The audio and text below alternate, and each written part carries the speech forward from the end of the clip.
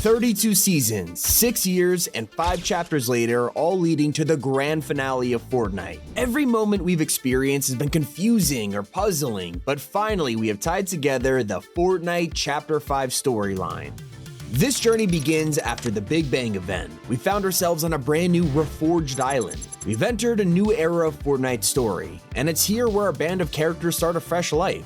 Of course, nothing's ever that simple. You see, Jones made a new lifelong friend, Hope, who was running a secret movement known as the Underground. The purpose of this group? To spy on a new threat to the island, a crime syndicate known as the Society. They're led by Hope's very own sister Valeria. While spying on them, the Underground realizes that Valeria is searching for a very powerful object, and this was more important than anyone realized. At Ruin Real, she's reading up on the history of Fortnite and all of the Omniverses, trying to piece it all together. Her true goal is to attain all the knowledge possible, but that's when she gets too curious. She learns of an artifact known as Pandora's Box, something that was never meant to be open. Because of this, she's adamant on finding it, even going as far as kidnapping Peely to extort information out of Agent Jones. Now, he knew nothing about the box, instead going on a rescue mission to free him and take down the Society before they could get to it. Eventually, Valeria discovered an ancient map belonging to Hope and her's grandfather. Now, all that was left was opening it.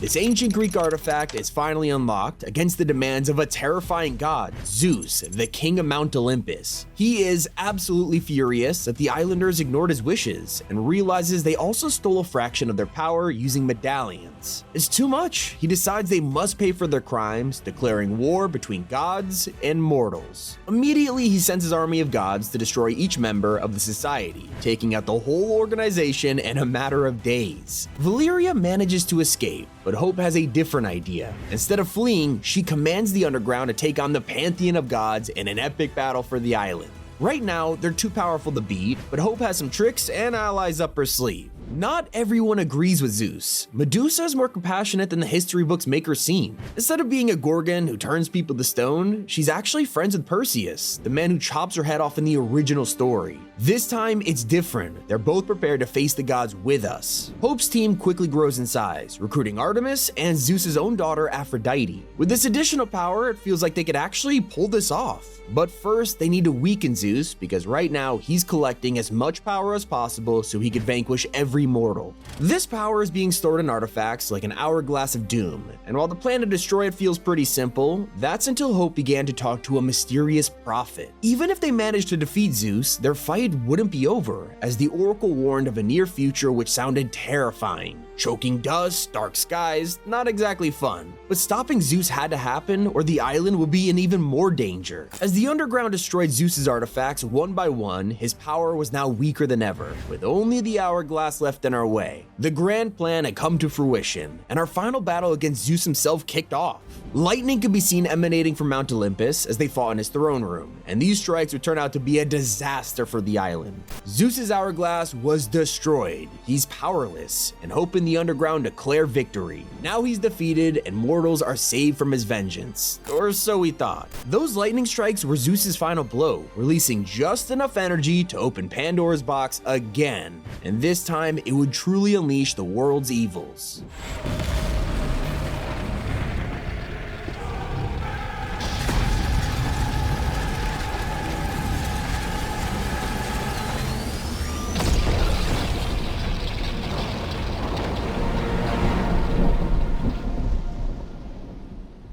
A sandstorm had swept the island just like the Oracle foretold.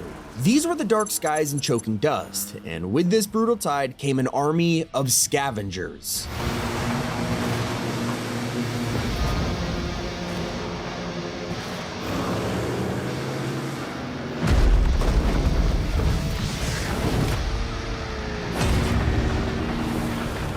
Megalodon, the Lord of the Wasteland, was here.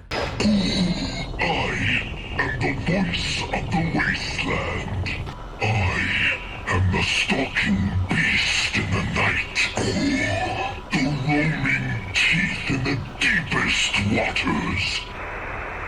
I am the last thing you see before the darkness takes hold and that sad Mount monument to the banished gods. Your only god now is me, dear ones. With thousands of marauders at his side, his power was unstoppable, allowing him to conquer the entire desert using nitro. This energy source single-handedly powers his army, including his superhuman armor. Only problem is, he's running out. Now, the Leviathan, his gigantic ship, has been wrecked on the coast and is low on nitro, forcing him to change his plans. The person who could help him out is the Machinist. They're an expert in nitro and the owner of a refinery. This giant engine-shaped factory at Redline Rig is mining into the ground, collecting resources, and refining it into the nitro that Megalodon is so desperate for. On our chalkboard, we could see that the early names of this thing were Fast Juice and Speed Goo, which tells us it's a pretty new resource that was just discovered, making it very hard to get your hands on. Even though Megalodon is pretty clear about how he wants to raise the island to the ground, the Machinist is on board and decides to build emergency pipelines straight to his ship. Meanwhile, Hope is now realizing she has to step up to the task once more. So, I spent some time poking around Meg's camp. I was right. The man's a full-blown wannabe tyrant.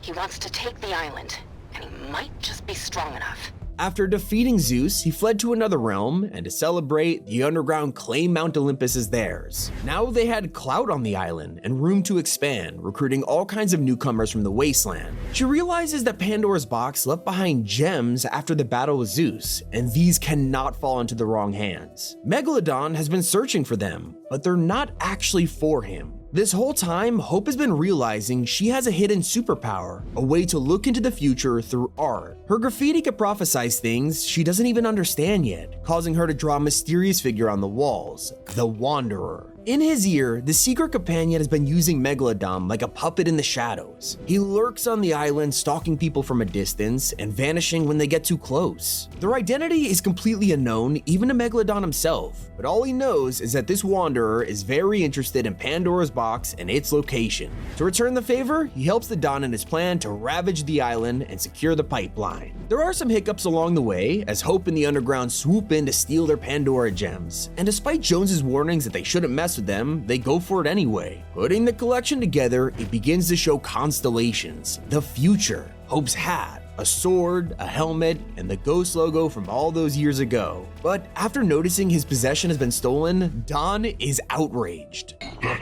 broken has-been named Jones, and the charlatan artist calling herself Hope. They are collecting my precious baubles, my Pandora gems, and it is irritating. Those are mine. They cannot have them. If you love me, or if you fear me, bring me their heads. The true nature of his partnership with the Wanderer is about to be unveiled by someone who has come to the island from a different universe. One of the constellations in the gems made out the shape of a helmet, one that looked awfully similar to Magneto. Donning a new outfit to survive in the wasteland, he arrived in search of Weapon X. While breaking him out of a bunker on the island, he found evidence of something more sinister happening. He realizes the Wanderer is more dangerous than anyone knows, and Hope is able to track him down thanks to the gem constellation. So he tells her about his suspicions, pointing out how Megalodon isn't the main threat, it's the Wanderer. It is someone who could be more sinister than the Dawn could ever be. He takes a precaution, setting up rift beacons on the map that could call in reinforcements. But it's already too late. The Nitro pipeline is complete. With Leviathan about to be refueled, Megalodon could begin his reckoning.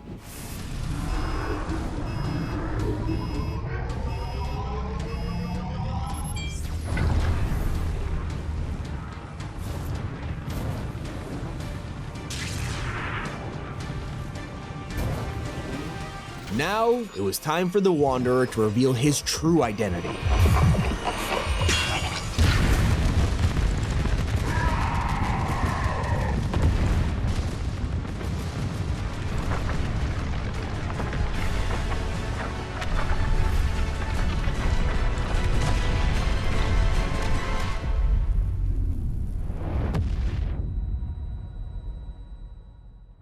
This whole time, he was one of the most dangerous villains you could ever imagine, Dr. Doom. Hacking the pipeline, he stopped Don's plan and was able to use the chaos to swoop in and take his prized possession, Pandora's box.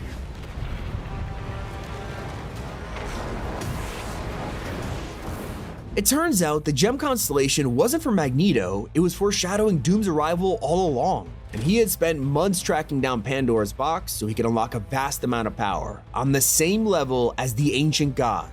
With this strength, he's able to conquer the island and build a massive kingdom. We get to see the aftermath of those who tried to stop him. Not only does Doom kill Magneto, he displays his head as a trophy alongside the many superheroes who answered Magneto's beacon. The same reality that helped us rip away Galactus, defeat the Isle's doomsday device, and destroy the Loop for good was powerless to stop Doom. He killed each and every one of them. Fantastic Four, Moon Knight, even the Silver Surfer. All of them were now displayed in his castle to truly show off his power, including the remains of Galactus in the water. The island was officially his. No one would dare step up to fight him now. Even if he wanted to, he wasn't gonna raise the island like Megalodon. He was gonna take care of those in his kingdom. If only he knew someone did have the will to move against him. Hope gears up to prepare for battle, along with John Jones, who was gifted a shield and armor from an old friend, Steve Rogers. They find Gwenpool locked up at the raft and break her out in return for her help. Enlisting Shuri, we're able to get them to tap into Magneto's rift beacons and reactivate them. The goal, to bring another powerful mind to the island.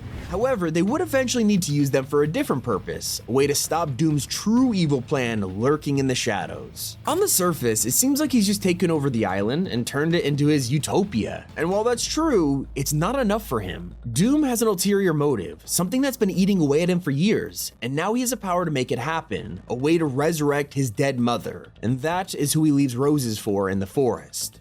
Mother, I am building my new kingdom. This place reeks of failure, of fault, of imperfection.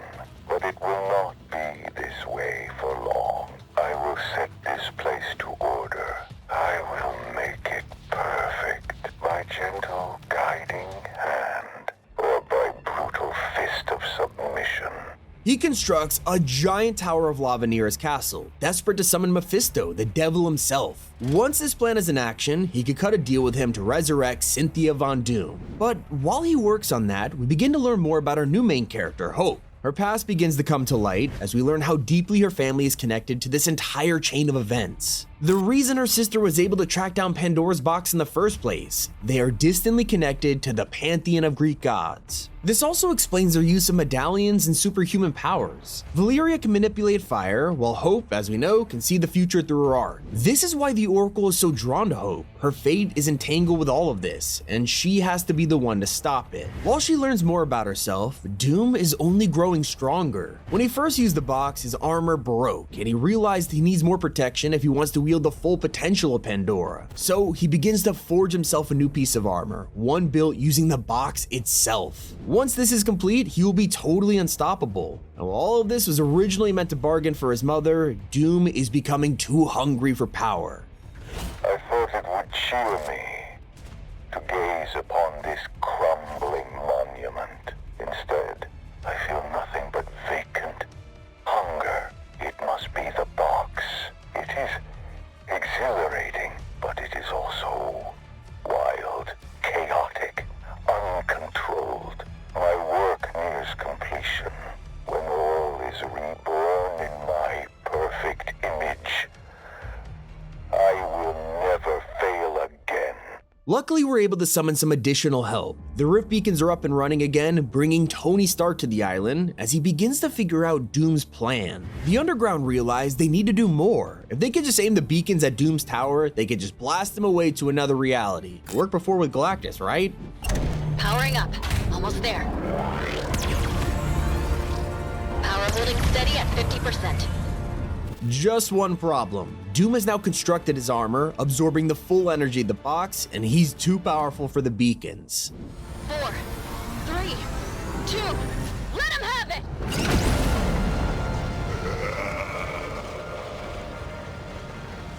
How is it still standing? Those who dare stand against me will pay the price!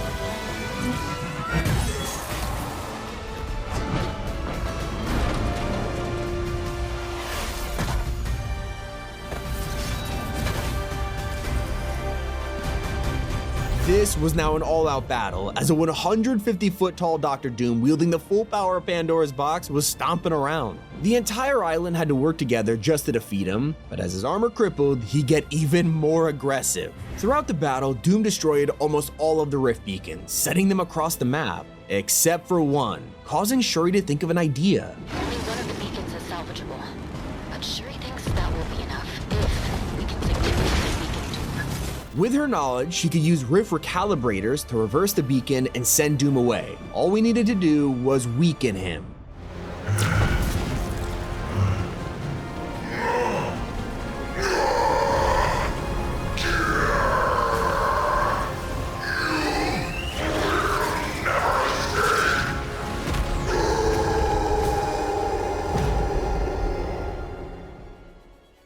It was done. The saga of Pandora's box had finally been brought to an end. With each evil it unleashed, Hope and the Underground were able to step up and save the island. Their story was over, for now. In the background, people on the island were tampering with the destroyed rift beacons. Most of them have been thrown across the map, but one still worked. Messing with it, it activated, sending us to an alternate reality. This was the final part of the gem's prophecy, the ghost logo, which turned out to be non-existent in this new strange reality. We now found ourselves on the old Chapter 2 island, this time entirely different. There was no Midas, no previous Ghost vs. Shadow, it was now home to the Ice Spice. We are now plunging straight into the remix finale and the next era of the story in Fortnite Chapter 6. Code T5G in the item shop helps support us makes these kind of videos. You have no idea how much it does. It's been Tommy, keep it here on Top 5 Gaming.